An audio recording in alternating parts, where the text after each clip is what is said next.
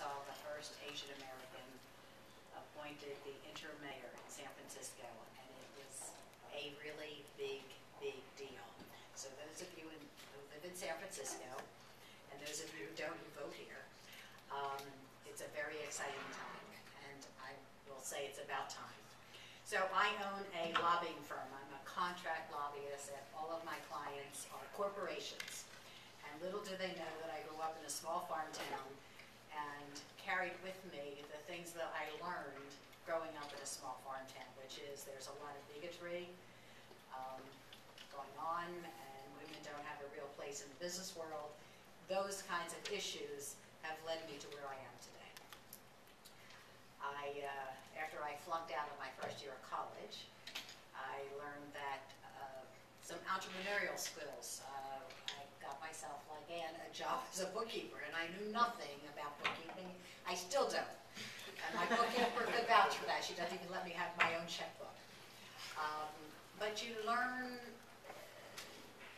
skills as you move along, through life. So I worked and I went back to school because I figured you can't get ahead without that piece of paper, and then I flunked out again, and then I went to another school, and I actually became a school teacher. And the things that were important to me, which was communication, helping others. I taught in an all-black high school in Camden, New Jersey, and I had really found my niche because I can relate to the students. My hometown, my high school was 1/4 white, 1/4 Japanese, 1/4 black, and 1/4 kind of Estonian and Latvians who had been brought over to work in a farm outside of my hometown. So I really was comfortable teaching. I loved it. I taught English and journalism, and I love my students. And it was great. And then, I came out to San Francisco, and people were smoking dope and walking around, hanging out, and there were no horns. And 1970, I stayed, and I really didn't know what I was going to do. I then did some temp work. I was great. I had 80 people working on a Pacific Bell project. I said, this is tough for me because I don't like to take instruction or orders from anybody. I had that kind of personality. I hated school. Every moment was very difficult for me in college. To get through it, I had an excuse, either my mother died or my father died. And as I grew up, I realized that really wasn't the right way to get through college. I didn't go to classes. I played cards to make money. I'm a really good card player. And so when I was out here on my own in 1970, I really didn't know what to do. So I signed up for a temp agency and people telling me what to do, and I couldn't stand it. I was fired from a filing job at IBM, who later became a client of mine. I figured that there were two things going on in this world. One was power, and the other was money. And it didn't matter that I didn't have a really good education, although today things are different and you do business plans and get good educations. And when I was working my way up, I decided, well, I'll do something that I like to do. But I was always intrigued with power. And so I volunteered to work in a political campaign. 1971, Dianne Feinstein was running for mayor. And so I volunteered, and the next day I was hired because I was really good on the telephone. I could pick up a phone and I could challenge whoever was calling or connect them to the right person, and that was kind of the beginning of my political career. I had no idea what I was doing. I have a pretty good idea now, but that entrepreneurial spirit of power, power can be awesome if you use it correctly, and it can be really shitty if you don't use it correctly for others. And you won't feel good about it. But at any rate, I worked in campaigns until '77, and then I became a business. And I never wanted to use my name. You'll never see my name in the paper.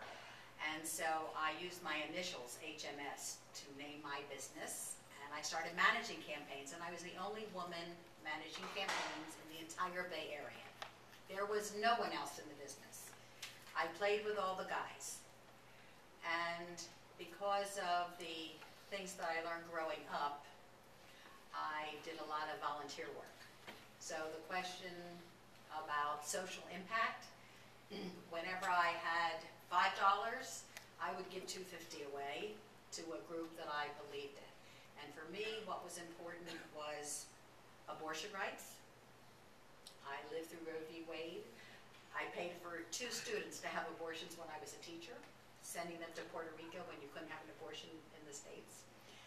I believed in helping others who did not have, the right color or something to get ahead. I got involved in, I wasn't involved in Democratic or Republican, or declined to say there wasn't such a thing back then, but I was involved in helping women. I felt that and recognized that although there were a lot of women in politics, nobody ran the companies.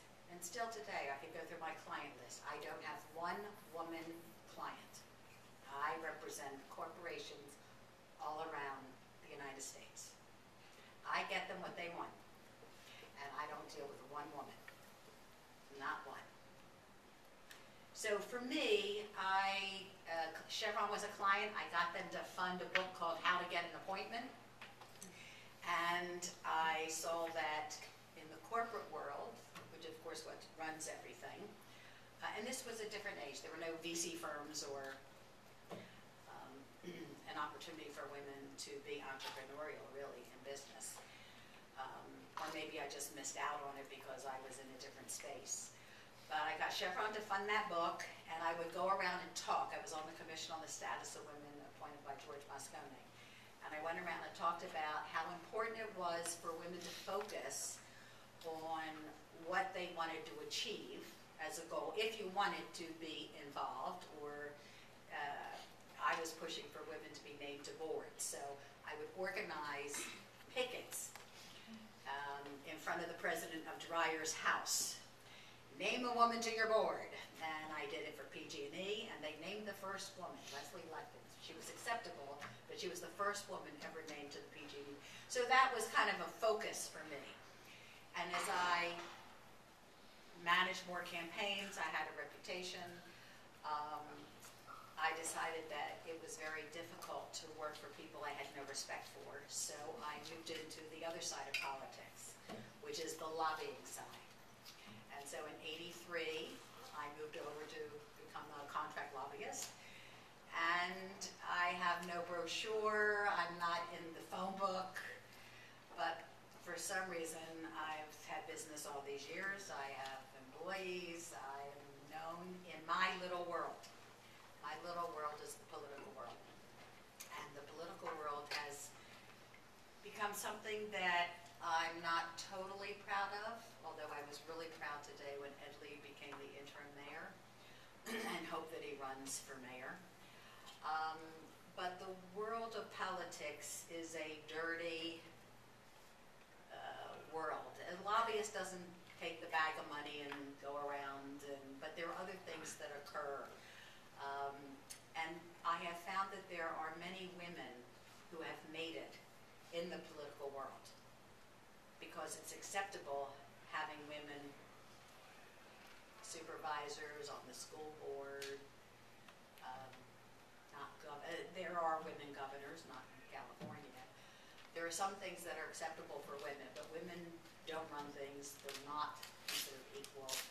I mean, maybe in some businesses, and certainly Anne, and certainly Nancy, but in the world that I deal in, there are very few women at the top. So in my business, and you talk about a business plan, and I love what you went through, Adam. The things that are important to you, you find time to do. And again, I spend probably, as I was building my business, I probably worked 80 hours a week. Again, single woman, no children, it was not an issue.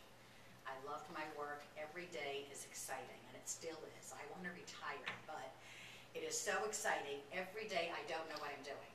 I have planned, meetings here and there, and then Ed Lee calls and said, I'm being sworn in tomorrow at 3, cancel everything. So you do that. Or a client calls and says, the Oakland City Council is not going to do X. And then the world that I work in, that I'm involved in, is a crazy, exciting 24/7 world. I had one mentor in my life, a man who had a PR firm who also handled politics. And when I got into the political side of the lobbying world in 1983, professionally, I was the only woman who did it. Now you can find on the internet a number of people in the Bay Area who are lobbyists.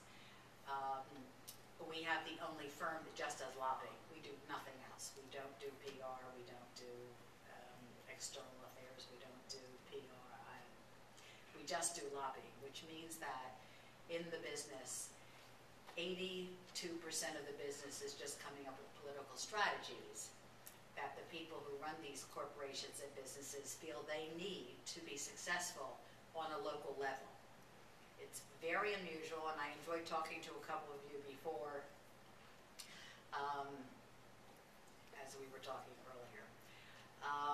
It's a very exciting, difficult, complicated world that I work in. You learn to balance your life. I am married now. I have 5 stepdaughters. I have 2 granddaughters. I have a great life, a very exciting life. But what you do is you take those things that are important to you, the social impact, and you decide, how you want to deal with that in your business world. I'm sure that most of you do that now because you're here with this new Leaders Council and you have your day job and you have your night job. You can do both. Select those things that you want to focus on that are important to you and do them. When Adam said send your resume, I don't really have a resume. So I talk about what's important to me, which are the nonprofits that I spend time on. I'm on the Exploratorium Board, and being on the Exploratorium Board because my expertise and my day job is lobbying and establishing political, doing the work of politics. I do it for free.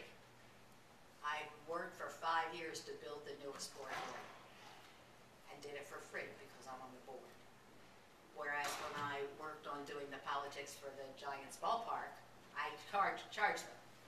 So you can mix, if you want to work in politics, you can always keep in mind that you can do those things. I did all the work for the Contemporary Jewish Museum for free. I pick and choose what I'm going to do, and that's become a part of my life. So in terms of a business plan, I never knew one day or the next what I would be doing, so I'm sorry I can't give you any advice on a business plan, but I'm sure all of you are smart enough to do that. In terms of entrepreneurial skills, it just happened for me, and I did have one mentor who was this great guy who was in the business and helped me a lot. And in terms of knowing what I'm doing from one day to the next, who knows? I want to slow down, and I would say if any of you are really interested in helping others, select a group that does great things and get involved with it. Outside of the new Leaders Council, be leaders. But the women in the room, get to the top. The senior management, get to the top. Be the CEOs of a company. Get on a board. Pick a company where you want to be on a board and focus and use all the people around you to get to that spot. How many women, it is a different world today, how many women are on the Google board? How many women are on the HP board? How many women are on the PG&E board? If you're interested in that, I'm only suggesting if you're interested in it. If you're not interested in it, then don't go after it. But it's certainly from the list of what you were interested in for the alumni that Adam talked about, energy. I have a client that builds wind power. We're working on a project down in the southern desert. There's no women on their board. So one of the things that I'm able to do in my business is to push for the companies to do different things in terms of women and minorities, which tends to be a focus of mine. So that's me. Any questions?